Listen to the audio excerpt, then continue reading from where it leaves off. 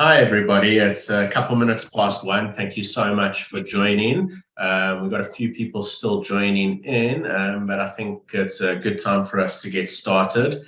My name is Darren Cohen. I'm the General Manager at Legal&Tax Services, and I really appreciate you taking time out of your day to join us today.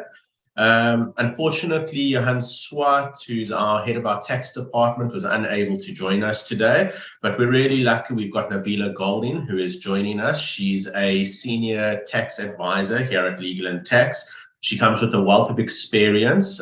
She has a BTech degree from DUT and a decade of experience in tax compliance. Hi, Nabeela, and thank you so much for joining us today. Hi, Darren, and everybody else watching today. I'm Nabeela, as Darren explained. It's only a pleasure. With a stressful time ahead, I believe that our clients and everyone watching today deserves a seamless filing season. I completely agree. And as you said, tax season is really stressful, and it can be a tough time of year for many people. But that's why we here at Legal&Tax are your companion, and we do, as Nabeela said, we want to make it seamless for you. Let's start off, Nabeela. When is tax filing season this year? So this year filing season starts on the 7th of July. Last year it started on the 1st of July, but this year they've given us a 7-day ahead, and it's starting at 8 p.m. It will be closing on the 23rd of October. Okay, fantastic. And that is for only our non-provisional. Okay, so completely with you. So starts 8 p.m. for the non-provisional taxpayers. And if there are any provisional taxpayers that are watching, when would it kick off for them? And are there any differences in those times? Yes, it's still the same. It's 7 July, the day when it starts, but it will be ending on the 24th of January instead. And they still, unfortunately, for them, it's still 8 as well, like everybody else. I'm not sure why SARS this year chose a time slot, but we'll oblige. Okay, amazing. So how can I be best prepared for this year's tax filing season? The best way to be prepared is to make sure that you have all the documents in place. The first thing would be to begin by understanding your IRP5, so you may know which documents need to be compiled. And also, I think the best thing to also consider is which platform will you be submitting that return as well, because that actually counts when it comes to your time management and also the administrative challenges behind it. Okay. And when you say platform, could you just talk me through what the platforms are? Okay, so you can submit on SARS e-filing, where you register for a profile for yourself. It's a very, very nice application. You can also submit at the SARS branch. So those are the two places where you can submit. And I think our viewers would agree that e-filing would be the best. Okay, amazing. And you mentioned that people can register on e-filing if they aren't registered already. Can we also assist them with that? Yes, we can also assist with registrations. The only challenging part is the documentation behind it. Okay, and so on the documentation, as you said, have everything ready. So that's things like your IRP5s, your medical aid certificates. If you have any rental income, any income or expenses, so the invoices or expenses from those. If you've got a travel allowance, you would need your logbook and that sort of thing. Any other important documentations that one should be looking out for before they start their return? Well, for those that will be claiming home office, they must understand that for home office expenses, they will need to actually show SARS the plan of their house, as well as that office space that they will be using. They will need an Excel spreadsheet that will show which expenses, and they will also need to show SARS how they are portioned, the space for the office space that they'll be using. They'll also need a letter from the employer suggesting or rather confirming that they are allowed to work from home. So if you don't have that letter, unfortunately, the deduction will be disallowed. Okay, so it sounds like a detailed process for that sort of additional claim. Yes. Nabeela, so SARS introduced this whole auto assessment during the COVID lockdowns. This year, they've made changes to the auto assessment process. Could you tell us about those? Yes, so this year for the auto assessment process, SARS has allowed taxpayers to be able to make changes to it up until the last day of the filing season. The previous year, our taxpayers had only 40 working days to be able to object or rather make changes to that tax return. So this year, they've given them a little bit of time. Okay, all right. And so what's the process one should follow? Okay, so if you have been selected for an auto assessment, upon opening on e-filing, please do not accept the assessment or the auto assessment before opening the return and checking if all the details that are there is everything you would have included for this year of assessment. So that is the most tricky part, because once you accept that auto assessment will be submitted to SARS, yes, you will have an opportunity to change it, but I would say please check it first to avoid any other administrative work that's unnecessary. Okay. And how am I going to know if I have been auto assessed? SARS will be sending SMSs to everyone who will be auto assessed for them to log on to e-filing and be able to check that return. Okay. I mean, that's interesting. I've heard about lots of scams where people are being communicated with by what seems to be SARS. They either receive an SMS or an email claiming to be SARS. How do I know if the SMS I get is legit? So first and foremost, the one thing to look at, SARS SMSs will not have a link that you need to click on, and your tax number will not be fully coded. So you would have the first numbers and the last numbers. The middle numbers will be hidden because SARS will know, you will understand that that is your tax number. So if you receive any SMS or any email that would prompt you to click a link or put in your personal information, it would definitely not be from SARS. Okay, amazing. And I've also heard about scam artists purporting to be tax practitioners where they guarantee you a refund. Can you tell us a little bit more about that and what we should look out for? Yes. So we, as you know, South Africa, like any other country, everyone is looking for money, but I would advise our taxpayers to really look out. The first red flag will be the person will approach you. He will come to you and say, look, I will submit this tax return for you and I will get you money. However, you will need to give me a certain percentage of that money. So it's more like a shared effort. That's how they make it. But they will be doing that or trying to gain that refund by submitting incorrect or false information on your tax return. So after that has been done, luckily enough, SARS these days picks it up because of the differences of the returns from year to year. But previously you would have gotten that refund, and then SARS would later on come back and audit and require documentation. So as soon as you cannot provide that documentation, then you would owe SARS and need to pay all of that money back. That sounds disastrous. How can I know that I'm dealing with a legitimate tax practitioner? Well, a tax practitioner would give you their practitioner number, explain which controlling body they're registered with. You also can go and check under the SAIT, which is called SIAT, and SAIBA, which is cyber, where you are able to search, but just by name, if someone is a registered tax practitioner. Okay, fantastic. So, and so those are the controlling bodies that you mentioned, SAIT and cyber. Okay. Yes. And so we've taken a bit of a detour, but just bringing us back around to the auto assessment process. If I disagree with my auto assessment, what can I do?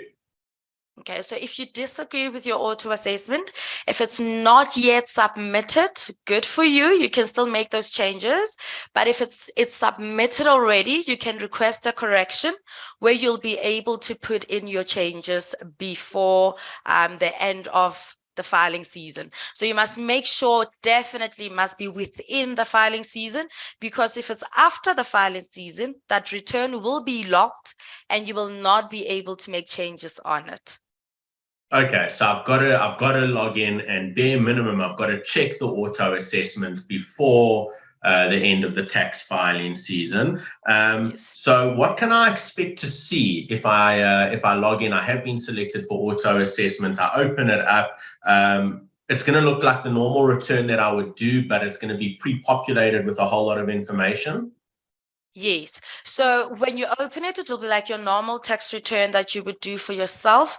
The only difference is SARS has saved you the time of going and answering the wizard form, telling SARS what you have and you don't have. SARS would have pre-identified all of those things and pre-populated that information for you.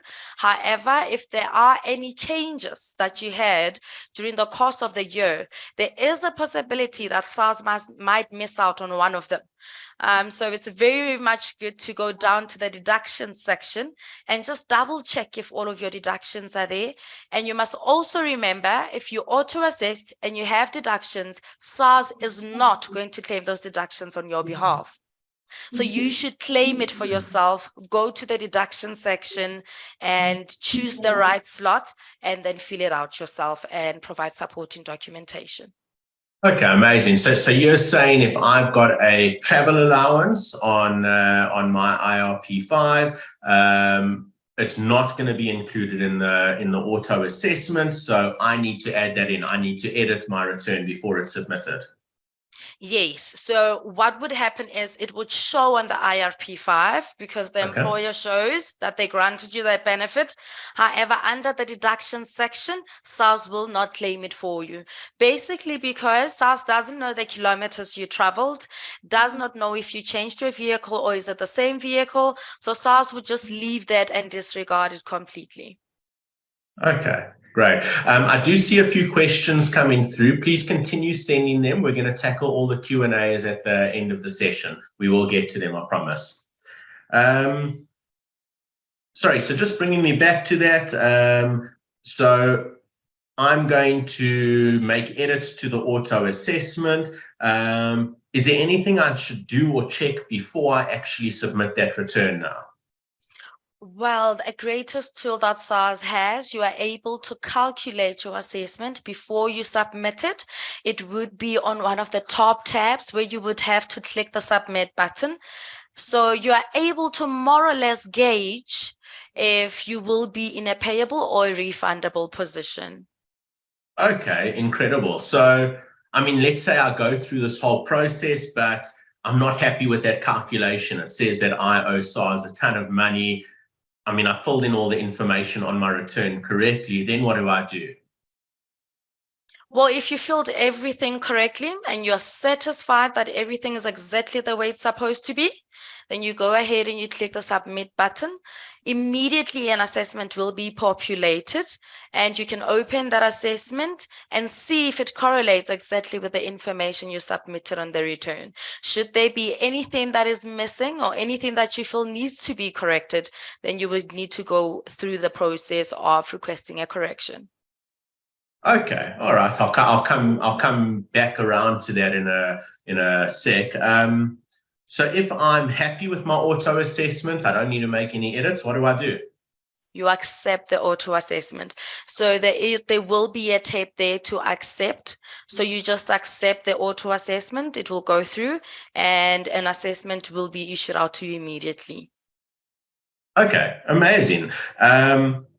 So we're all hopeful that we're going to get a refund every year. Once my return is filed, and let's say that I am due a refund, how long should it take for me to receive that? It takes anything from 24 to 72 hours for your refund to be paid out. However, if you are verified by SARS, there will be no refund paid out up until that verification is finalized. Okay. Sorry, and what does verification or verified mean?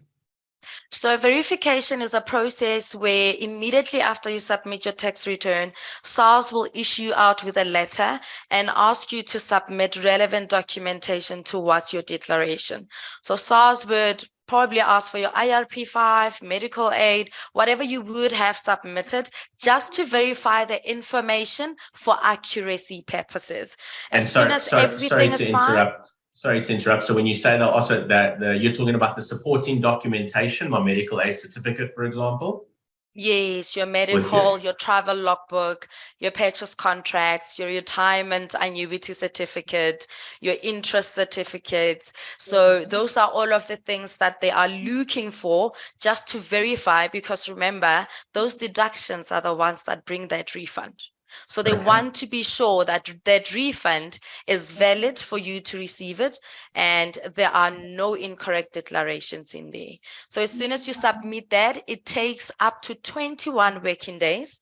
So it can take 21, but usually during the filing season, it takes less because of the influx and the amount of refunds that need to be paid out.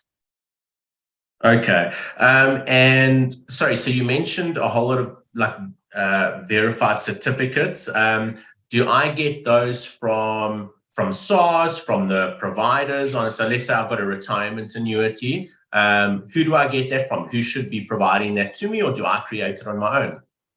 Okay, so the IRP5 will be from the employer. Any other documentation like your retirement, you get it from the fund that you'd be registered with your retirement.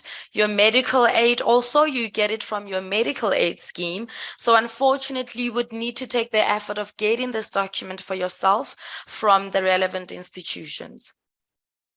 Okay, and you mentioned I think you said 21 days to respond to the verification request. What happens if I don't respond to it? So if you do not respond to it, SARS will give you another 21 working days for you to be able to respond. If you still did not respond, you will get a final reminder of the last 21 working days. And if you still do not respond, that link will be closed. You won't be able to attach or upload any documentation, and they will make their own adjustments, which, to be honest, will not count good for the taxpayer, because they will disallow anything that they should have verified and didn't get proof for. Okay, so the gist of it is any communication from SARS, please provide them with the information that they request, and you can always rely on Legal&Tax to assist you through that process. Definitely, definitely. So we assist in understanding what SARS requires as well, because most people find it difficult interpreting the letters that SARS sends. We also assist in making sure that you get that documentation. So in case you have a difficulty with the institution, we are able to intercede as well and see how we can assist in obtaining that documentation. Okay, and I've heard stories about people who provide the documentation required. They take a picture on their cell phone, they upload it, but SARS doesn't accept it. What's going on there? SARS prefers PDF documents, and the reason for that is because a document doesn't have any reflection. So if you notice, if you take an image, it will have a reflection, and the background also. Sometimes I take an image is on top of my duvet cover or is on top of my side table, and there are other things that show on that image. It also disturbs in being able to see clearly, whether it can be words or it can be numbers. If you zoom in, if you notice an image, it becomes very much blurry. So SARS doesn't want to go into the trouble of trying to figure out what you submitted. So it's much advisable to just submit a PDF document. Okay, so scan the document, or I suppose if you're forced to take a picture of it, then convert that to a PDF. And yes, again, we'd be able to assist people with that. So if a client sent us an image, would we convert it to PDF for them, or would we go back to them and say, look, this image isn't clear enough and we need a clearer version? We actually go back and request a clearer version, but we explain to them that images are not accepted at SARS. And the reason we are not assisting with the images or converting them ourselves is for our clients to be able to understand the requirements. And we are also helping them conform to it as a norm. Because if today I accept the image and tomorrow I say to you, no, they don't require images, it's more like I'm confusing the client more or less. Okay, completely with you. So it sounds like you don't want to be selected for verification. I suppose if it happens, it happens. But is it like being audited? I've heard people say that like going through an audit is quite a strenuous process. Is verification and audit the same thing? No. So verification, it's more of a lighter scale of them verifying you. So they don't request a lot of things except those that are only on the return. However, with an audit, it takes longer, it's much thorough, it's bigger in scale, and they can request documentation that is not even on the return itself. For example, like your bank statements. Yes. Okay. All right. So if I'm selected for verification, it's nothing to worry about. Just go with the process. No, there's nothing to worry about. It's just a formality. Okay. And are there any other changes that are happening this filing season? Well, yes, we have a couple of changes. When it comes to those that are receiving foreign income, I know most people won't be affected, but to that minority that we have, SARS has now inserted a slot in there. They are able to declare their income on the return itself, except for it as being a deduction. Because previously you could only get it under deductions, but under income right now, it has been included. So that's on foreign income? That's on foreign income. Okay. And what about queries with SARS? Any changes there? Yes, the reduced assessment now, instead of doing an objection or going as far as a correction, SARS has now included a form for the reduced assessment, which will be found on e-filing. Apparently, as they say, it will be much simpler than having to go through the notice of objection or requesting a correction. Okay. And how does that process work on queries? Do I phone them? What channels are available? You would need to have the SARS e-filing because it's only accessed on e-filing. Okay. Only there. Okay, fantastic. But the gist of it is, the suggestion is do it through Legal&Tax because then we handle everything for you. Everything for you, spoiling them as we do. Okay, with you. And let's say I owe SARS following my tax return. What's the process? What's the process there? When do I have to pay them? Are there any changes to previous years? Yes, so you would need to pay them in 30 days. However, I've seen that SARS has made a change and been lenient. There are those that will have up until the end of the filing season to make payment. However, one should look at the assessment because the date of payment will be included on the assessment. So your final date or your due date will be shown on your assessment. You must just look at the finer print on top before you look at the assessment itself. Okay, with you. So hitting submit, it's not the end of the story. I need to actually get my assessment result and actually go through that in detail, including the due date or if a payment is required or anything else that may come up like verification. Correct. Okay, completely with you. And tell me, if I were married in community of property, does that have an impact on my tax return? Yes, definitely does. So if you are married in community of property, SARS will be taxing you and your spouse 50% on your interest, your dividends, your rental income, and your capital gains. So in case your spouse has an investment they didn't tell you about, unfortunately this year it will come up on your assessment. Okay, so honesty is the best policy all around. Yes. Completely with you. So now let's say we go through this whole process, we get our assessment result, and we're not happy with it. What is the process on submitting an objection? Okay, so if you're submitting an objection on e-filing under disputes, you are able to dispute.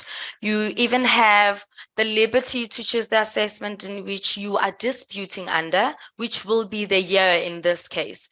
However, the merits of your case must be valid, thorough, and straight to the point. So when you talk to SARS, you mustn't include things that are not included. For example, if I will be objecting against medical aid, my whole content should be around medical aid. The content should not include anything about my income or my interest or anything else, because now that might prompt an additional verification if you're not aware. Okay. And what's the timing around that dispute or objection? Well, previously, at first, SARS gave you 21 working days to object. And then following that, it was 30 days. I see now made a very huge change. You've got 80 days to submit an objection after your assessment, but it's from the date your assessment was issued, you start counting that 80 working days. You should also have documents ready, because an objection, it's not an objection if it does not have documents. If you don't have supporting documents to what you're objecting to, SARS will not look at it, will not even take the time to do anything, they will just reject it. Completely with you. So you said you've got up to 80 days to reject, and if I, or to object rather, if I do object within the 80 days, then from there, how long does SARS have to get back to me? Unfortunately, with objections, SARS does not stick to the turnaround times. It's anything from 30 to 90 working days. It can even take longer. It only depends on the merits of the case. How wide is the your objection? What are you objecting against as well? If you have a lot of matter to object against, you will have a longer period, unfortunately. Okay. Sorry, I see there have been a few more questions and a few more people who've joined. So I just wanted to say, please do continue sending your questions through. As soon as we run through the topics of conversation, we will be addressing all of the questions and answers. So it seems like there've been a number of changes. What resources are available to me as a taxpayer to kind of understand what I need to?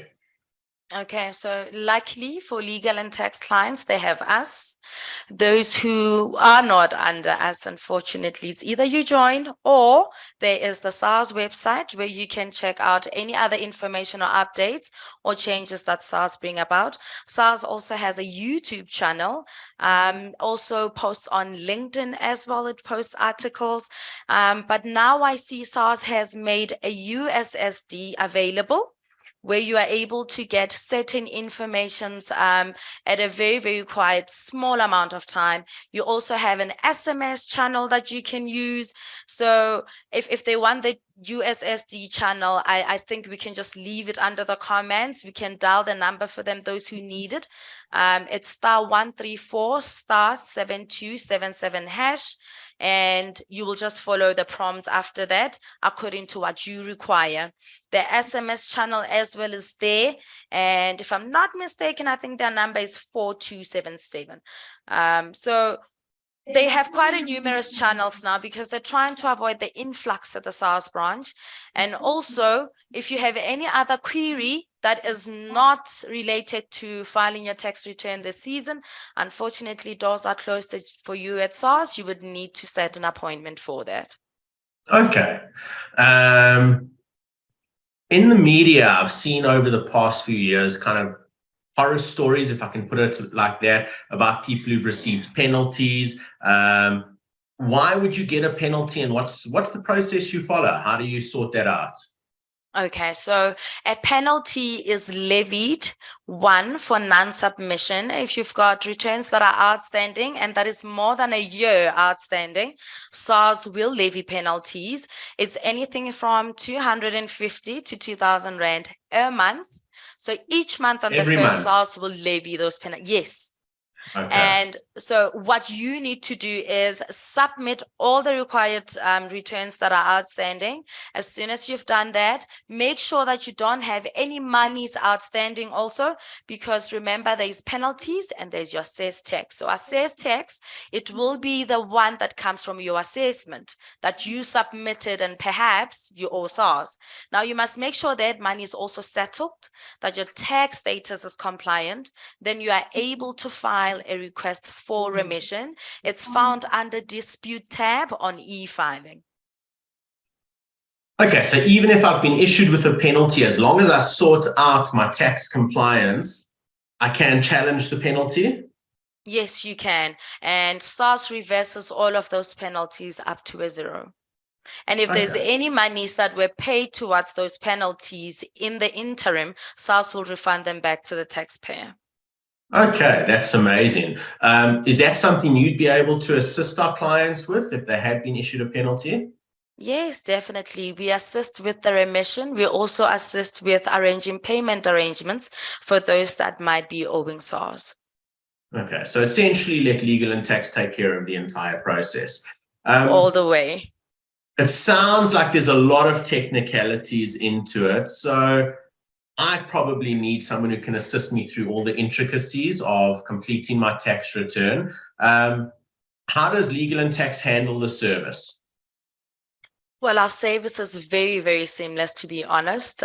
We will make our clients sign a power of attorney and also provide us with their certified copy of ID. This is to be able to align ourselves with the regulation of the POPI Act and to be able to align with the regulation of SARS as well. We are not allowed to assist any taxpayer unless they give us that right, and that power attorney would be that right. However, after that, the only thing we require will be your documentation, and we take the process from A up to Z. And that means submitting your tax return, being able to explain that assessment to you, and being able to explain what gives rise to any results that would come on your assessment, especially if you owe SARS. We are able to analyze your assessment and tell you the reason why you are owing and what measures should be taken to avoid the same situation in the future. So we don't only submit your tax return, but we also advise and help you forward to make sure that you remain compliant. Completely with you. So depending on the sort of plan you have with Legal&Tax or Solace Employee Benefits, which is a division of Legal&Tax, either it's included or in your plan, or if I understand correctly, you pay a 450 Rand fee for the completion of your tax return.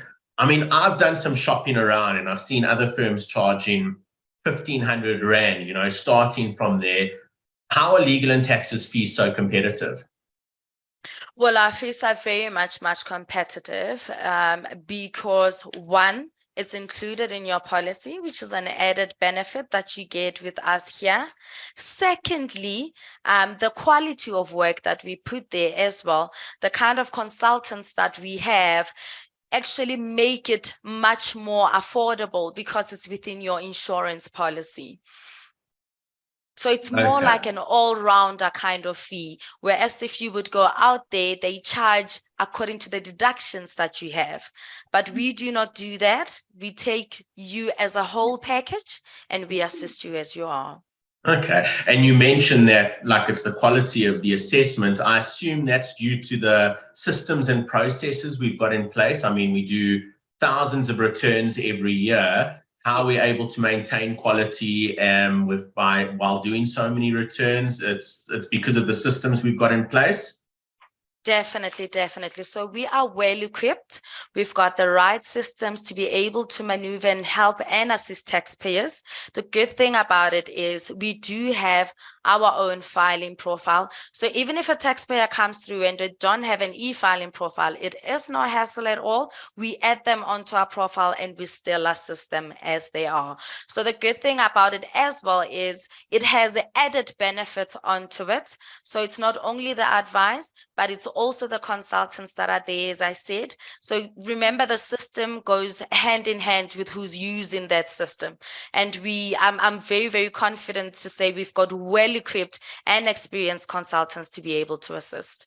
That's amazing. So it's our way of being a companion, and that's why we say with Legal and Tax, you're not alone. You're It's never been alone. incredibly informative, Nabeela. We do have a few questions and answers which I'd like to tackle. I'm going to start from the top. This one is from an anonymous attendee. They ask, what about estate tax return? I'm not too sure what that means. Are you able to provide some information? Yes. So an estate tax return is a tax return for someone who has passed on already, unfortunately. An estate tax return, it's something that you will not do yourself. You will never even do yourself because there is an executor in that state, and there are certain processes to be followed from the High Court, instructions to SARS as well, and how certain things should be done. And that return also is being locked for end user, so that you are not able to keep on submitting returns further on up until the process of winding up their estate has been completed.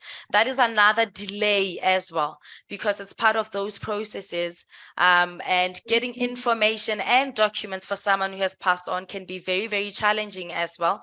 So unfortunately, whoever has an estate return, I would advise that they speak with the executor and they actually obtain the assistance of a qualified tax practitioner. Okay, so you mentioned that it has to be run through the executor, but is that something we can still assist with? Would we work with the executor there? Unfortunately, at Legal and Tax, we do not tackle estates at all. Okay. Like I said, it's a very, very complicated process where the executor has to be involved, the High Court has to be involved. SARS comes at the end, actually, but it also comes in the beginning, because the worst part about it, the reason SARS needs all of that is because any amounts that are outstanding needs to be paid over to SARS before any amounts can be paid to beneficiaries. Okay. And what steps do you take if an employer doesn't want to provide you with an IRP5? Okay, firstly, for those that are legal and tax clients, luckily we have a legal department that tackles those issues for us. So they are able to call your employer and request that IRP5 on your behalf. But if you're not one of our clients, unfortunately, it will be a one-man struggle, because it will just be between you and the employer. My advice is just be firm and keep on asking for it until he gives you. Okay. And obviously, we've got legal advisors that can assist as well for our legal and tax policy holders. Definitely. So one of the questions we've got here is those whose tax returns are done by legal and tax, do they need to worry about anything? What is it that they need to be concerned about? Okay, so the only thing they need to be concerned about is the documentation required. They need to make sure that they give us the required documentation and in the correct format. But the good thing about it is at Legal and Tax, before we even touch anything, we give you a call and we talk to you and we discuss the whole process with you. So you are able to understand what's involved and what steps will be taken. Okay, so it's not just emails back and forth. There's actually someone holding my hand through the process. Yes, definitely. Amazing. We've got another anonymous a question from another anonymous attendee. They say, I have not received anything from SARS in years. My monthly tax is a lot. So how exactly does this work? Okay. Unfortunately, this is the most crucial information that most people do not know, but you are not supposed to get anything back if you submitted a tax return. A refund is not a guarantee, and a refund arises because of a deduction. So in simple terms is you need to spend money to get money. Unfortunately, you need to have a retirement fund for you to be able to decrease that taxable income, because the contributions towards that retirement are deemed as a full deduction towards your taxable income. And that difference in lowering that, then the difference is paid back to you. So there are certain circumstances that gives rise to a refund. However, it is not a guarantee. And when you pay tax, unfortunately does not come back. It actually is the money that fuels our country. When you see someone having an RDP house, and we see on TV the other places where they're making developments, unfortunately, we that work help those that are not working to be able to survive. So I think people should really, really try and do some research if they can. Those with us here at Legal&Tax, we're just a call away. They know they can just log a call and we are able to assist with any advice or information that can be confusing. Okay, so if I understand correctly, the deductions or things that can add up to a refund, it's SARS way of incentivizing good behavior, like saving for your retirement or contributing towards a medical aid, or making sure that you keep your SARS log, your travel logbook and that sort of thing. That's going to aid in the whole tax assessment, and that's going to aid the overall economy. Yes. So what SARS is actually doing is they're trying to make sure you've got those things that have lifelong term benefits than your short-term benefits. So if you can check, most deductions at SARS are your lifelong benefits that will benefit you even after you've retired, or at any time where you might have a challenging point in life. Those things will be very, very much helpful. Okay, great. We've got another question from Catherine. She says she has dual nationality, SA and British, born in South Africa, moved to the UK 16 years ago, doesn't have SA property, but is still paying into a retirement annuity in South Africa. Is there anything she needs to do? Definitely. So in South Africa, according to SARS, you are taxed on your worldwide income. So she is still mandated or regulated to submit a tax return. So she must just declare that income and also declare the tax that she had paid already in the UK. SARS will credit that tax against whichever tax you must or would have paid. But now the retirement also will serve as a deduction there. There's a probability of a refund, but no guarantees. Okay. Bongani asks, a letter was sent to their employer from SARS, appointing them as a third party. So they started deducting money from their salary. How can they negotiate with SARS to reduce the amount they're deducting, because it's quite a lot for this person? Okay, so firstly, they need to give SARS a call.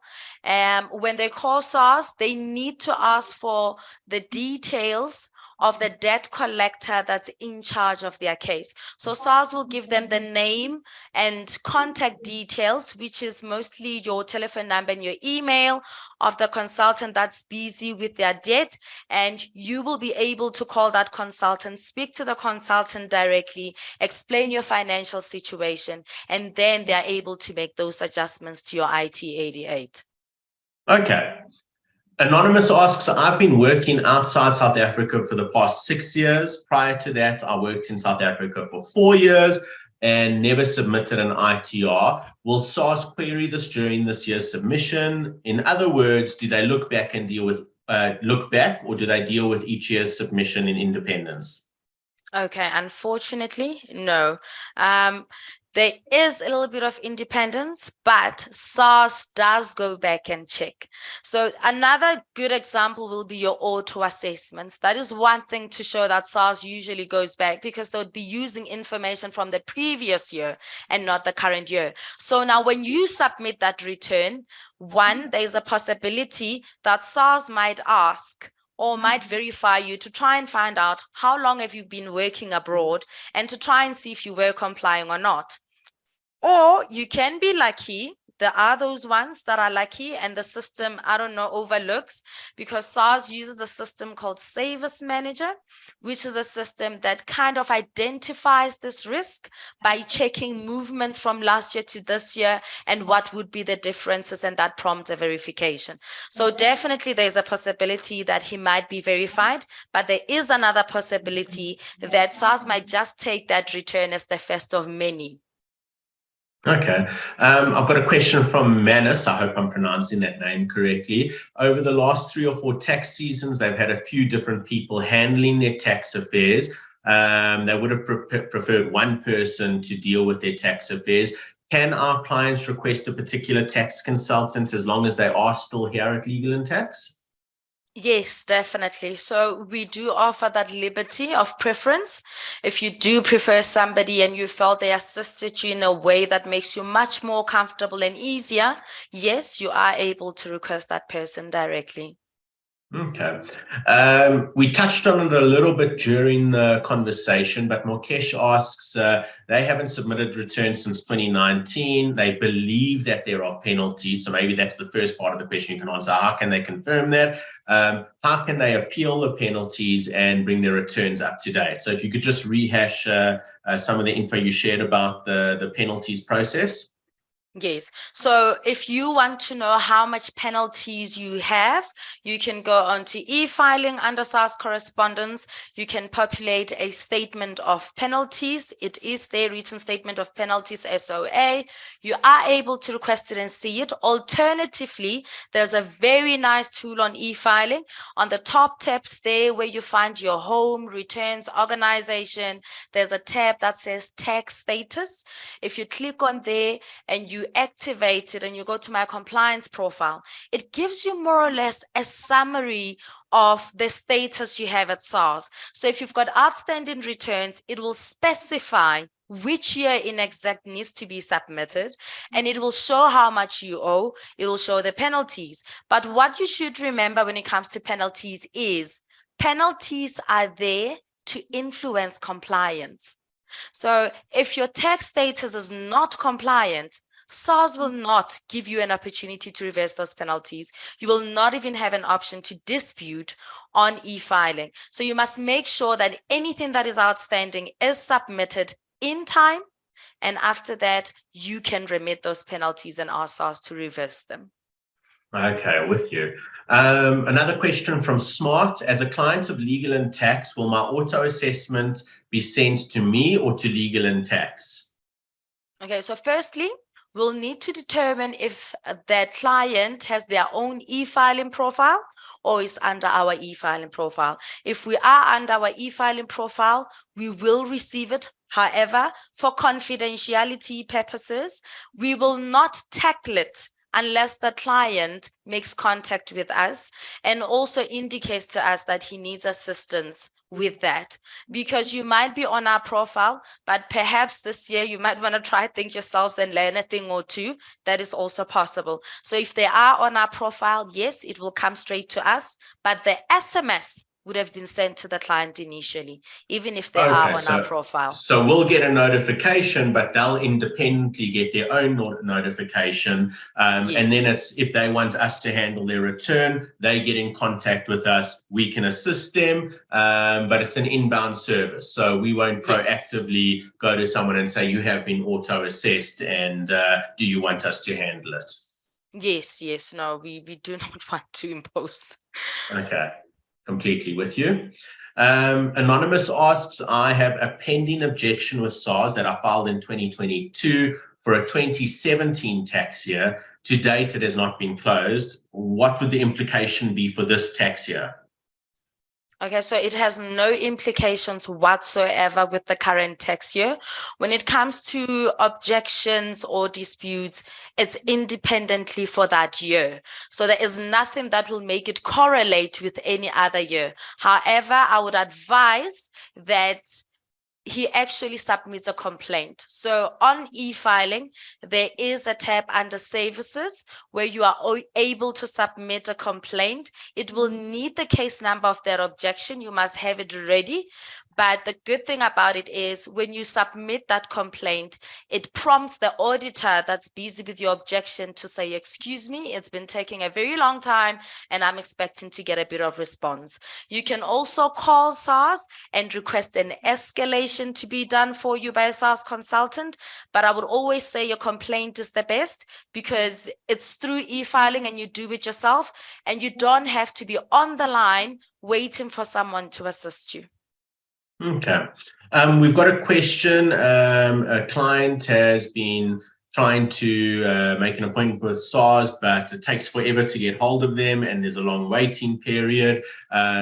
they aren't a client of Legal&Tax they are a client of Legal&Tax, but aren't a client that has the tax return as part of their plan. And they're asking how can they benefit from our service. So as a client of Legal&Tax, they would be able to request the tax return, but there's an additional fee of 450 Rand. Yes, there is an additional fee of 450 Rand.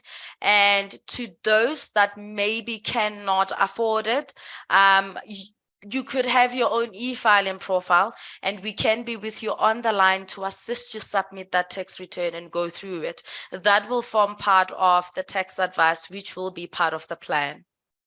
Okay. Another question asks, I had a penalty for late submission, which we challenged for a remission. However, never received any feedback from SARS and had to settle the payment. Can I be assisted to recover that money that I paid for the penalty? Yes, and the only way to be assisted is to make sure that those penalties are reversed. But I would like to urge taxpayers as well to understand that certain things that SARS don't have notification. It's not everything that SARS notify you for, and penalties is one of them. If SARS remitted your penalties, they are not going to send you a letter and say we've remitted your penalties. It's your responsibility to go and check the statement to see if they've been remitted or not. And if they are not remitted, you still submit another remittance. If it gets rejected, that means the first remittance is still in progress. Okay. A question from Anonymous. I have a tax-free investment with another financial institution. Will I get any returns, or do I only get the returns when you have an annuity? Okay, so a tax-free investment, unfortunately, there is no return there. Basically because there are no tax implications. So there is no way you can get something where you didn't put in anything. Remember that investment is yours. It's not SARS investment, but SARS is saying, please invest up to this amount and we will not tax you. So if they will not tax you, the only thing they require from you is a declaration. So you will not get any refund because it does not have any implications there. It's a nil amount. It's totally a nil amount. So that comes, and that declaration or the info for that declaration will come from the financial institution that investment is with? Definitely, it will be pre-populated. Okay, and if I understand correctly, so there's no ongoing tax benefit, but the benefit of a tax-free investment is that there's lots of growth that can occur in that investment, and when I do withdraw it at whichever time I want, there's no tax implication there on the growth. Yes, but even on a yearly basis, let me say that. Remember, you would have earned interest for that year already. That interest will not be taxed at all. Okay. So there is an ongoing benefit, if I understand as well. Yes. Incredible. Okay. There's a question, what is the minimum amount one needs to earn to qualify for tax submission? So if I'm reading that correctly, is there a minimum income one would have to submit a tax return? Definitely. So if you earn less than 95,000 Rand a year, you do not need to submit a tax return. If you earn more than that, that's when the requisition comes through for you to submit a tax return. Okay. There's a question from Anonymous, which I'm happy to tackle. Do all policies at Legal&Tax include the tax benefit? No, they don't all include that. You're welcome to contact our client service department on 0860 587 587, and they can take you through the various plans that we have and provide any additional information you may need. You can also visit our website, legalandtax.co.za, and you'll be able to access all of the information on our plans there. You can go to our tax page, which is available on the footer of our website. So there's a question from Melissa. How do you claim working from home and how does it work? I know you touched on this during the conversation, but if you could just rehash that for us, please, Nabeela. Okay, so you would need to click on the wizard that you are going to claim that. Then you go and you put it under your deduction section. The most tricky part of it is calculating it. Most people get that wrong. So there must be a percentage, and for you to get to that percentage is by being able to divide by the office space that you have over and above your total plan of your house.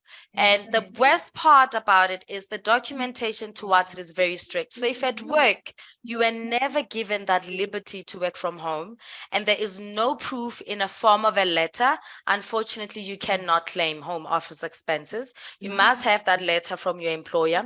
You must also have a schedule where you indicate to SARS the expenses involved that you are claiming. So SARS wants to see if you're going to claim 50,000 Rand, what makes that 50,000 Rand? And you must also claim things that relate to home and work. So you can claim if you've got like your electricity, you can claim your electricity, you can claim your water, you can claim your Wi-Fi, however, only to the percentage of the office space you are using. So most people get that wrong, and they take the whole water bill and they claim from SARS, and then SARS reject it. So that's another downside. So it's based on the percentage of the floor space within your total home? Yes, of the office space that you are using within your total home. Right. So if your house is 430 square meters and your office space is 20 square meters, then you would use that to get to the percentage of the house. And each and every expense that you'll be claiming will be according to that percentage. So unfortunately, everything will be the same percentage. Obviously, it will vary according to how much that initial expense was. And then you can only claim up to that percentage. You can't claim more. You can't claim less. So if I understand correctly, and this is probably why you need to submit the floor plans, but let's say the floor space you're using for your office is 5% of your home, then you can claim 5% of water, 5% of electricity, and 5% of internet connectivity. Definitely. You also need, like you said now, they will need to show pictures of that office space. So SARS doesn't really want the whole house, but they want to see that office space that you're claiming for, so they can just more or less gauge if you're lying or telling the truth on your schedule. But if I understand correctly, it basically needs to almost be exclusive use for the office space. Is that correct? So you can't have a spare bedroom that, I don't know, your guests sleep in on the weekends, and you're also using that as an office. SARS wouldn't be happy about that. No, it wouldn't be. It must exclusively be used for business, so that you are able to claim all of those expenses. Because the minute you're not using it exclusively for business, that means now you're claiming a benefit that you didn't use the way you were supposed to use it. Okay. Nabeela, we've reached our time limit, but we do have a few more questions. Do you mind if we try get through those quickly? No, not at all. Not at all. Right.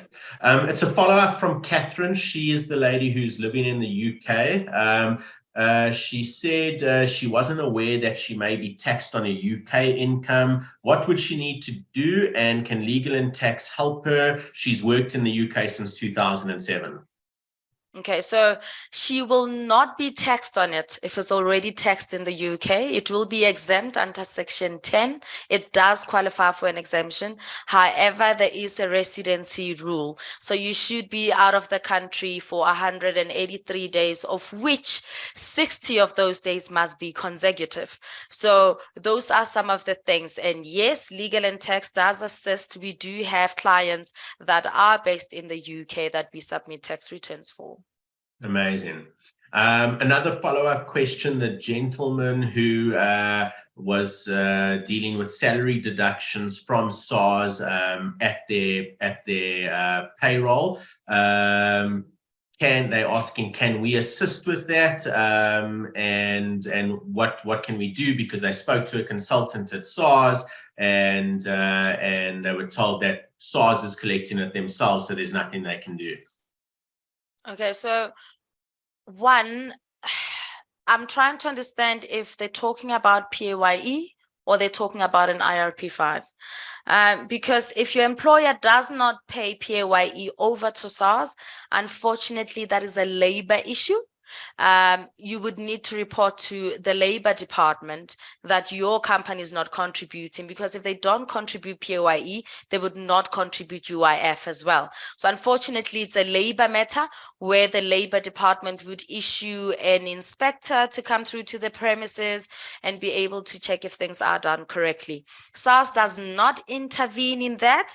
However, I've heard if you have a union at work, if the union goes on your behalf to SARS and says this employer does this, SARS is able to bring them to task. Okay. Would this person be able to phone up and provide a bit more detail so that we can give them advice? Definitely. They can call us. We'll be able to advise and assist where we can. Great. So again, for everyone listening, that number is 0860 587 587. You can also email info@legalandtax.co.za, or you can visit our website, and there's various forms on our website where you can submit a service request. There are a couple more questions. There's a question about the tax threshold. I'm struggling to understand exactly what they're saying, but from the gist of what I can get, was the tax threshold higher a few years ago? Now it seems to be 95K per annum. No, it was lower, so it gets higher each year. Previously, it was 91,000. So each year, SARS takes it higher. However, it's a benefit for the taxpayer because the higher it gets, more people don't need to submit tax returns. Okay. All right, I'm just seeing there's a couple more follow-up questions. To anyone who has submitted a follow-up question, just given the time left in the webinar, if I could ask you to please either call our call center or drop an email to info@legalandtax.co.za. That's legal and tax with the word and, not an ampersand. legalandtax.co.za, and that'll be taken up by our client service team, who will submit it to the tax advisors, and they will come back to you to be able to guide you further. With that, I'd like to say thank you, Nabeela, for a very, very informative session. I know tax season can be really stressful, but I feel a lot more equipped having sat and chat to you. And to all of our attendees, thank you so much for your time. We really appreciate it. If there's anything you want to rehash on this, we will be posting the recording of the session in due course. Thank you all very much. Thank you so much, Darren, for having me. It's a pleasure. It was fantastic. Thanks a lot. Bye-bye. Bye.